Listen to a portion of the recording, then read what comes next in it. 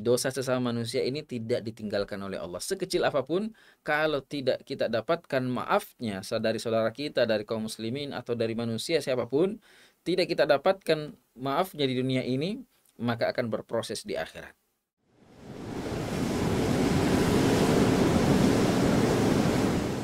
Ruas TV, rutin walaupun sedikit. Olehnya dalam hadis Rasulullah SAW juga menjelaskan ad-diwanu thalatha, catatan amal itu ada tiga: diwanun la yaghfiruhullah, diwanun la yatrukuhullah, wa diwanun yaghfiruhullahu ma tasya, yaghfiruhullahu ma yasha. Ada catatan amal yang Allah tidak akan mungkin ampuni.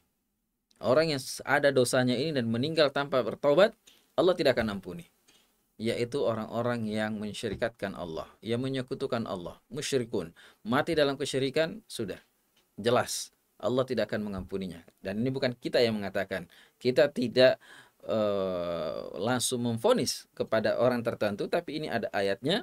Kita hanya menyatakan secara hukum bahwasanya Allah telah berfirman, dan ini bukan satu kali, dua kali dengan redaksi yang hampir sama. Innallaha la yaghfiru ayyushraka bihi wa yaghfiru ma duna dzalika liman yasha.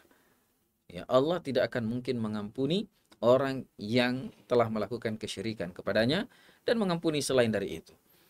Ini diwanun la yaghfiruhullah. Dan ada diwanun la yatrukuhullah. Ada juga catatan amal yang tidak mungkin dibiarkan, pasti dibalas. Di dunia ini tidak mendapatkan balasannya, di akhirat dibalas. Inilah dosa sesama manusia. Dosa sesama manusia ini tidak ditinggalkan oleh Allah. Sekecil apapun, kalau tidak kita dapatkan maafnya dari saudara kita, dari kaum muslimin, atau dari manusia siapapun, tidak kita dapatkan maafnya di dunia ini, maka akan berproses di akhirat. Ini dosa yang tidak akan mungkin ditinggalkan oleh Allah Azza wa Jal.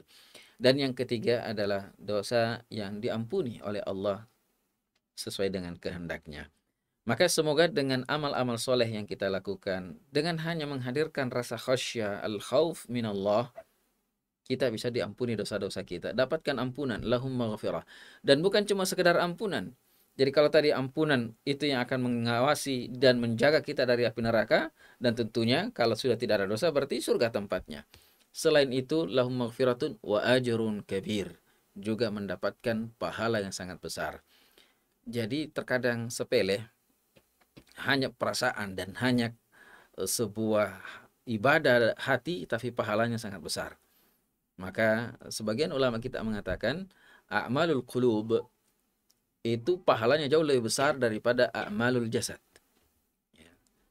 Amalan hati itu terkadang pahalanya jauh lebih besar daripada amalan jasad.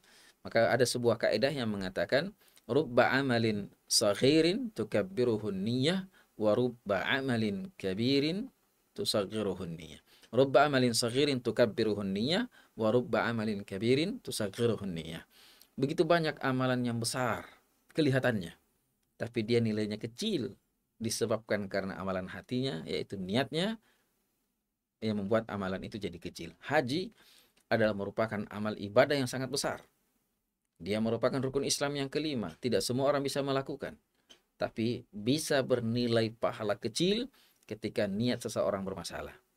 Tetapi begitu banyak amalan kecil, sederhana, salam, senyum, dan seterusnya. Tapi jika dilakukan dengan keikhlasan yang penuh, mengharap ridho Allah, menjalankan sunnah Rasulullah, idkhalus surur, memasukkan kegembiraan kepada hati kaum muslimin, akan mendapatkan pahala yang sangat besar di sisi Allah Subhanahu wa taala.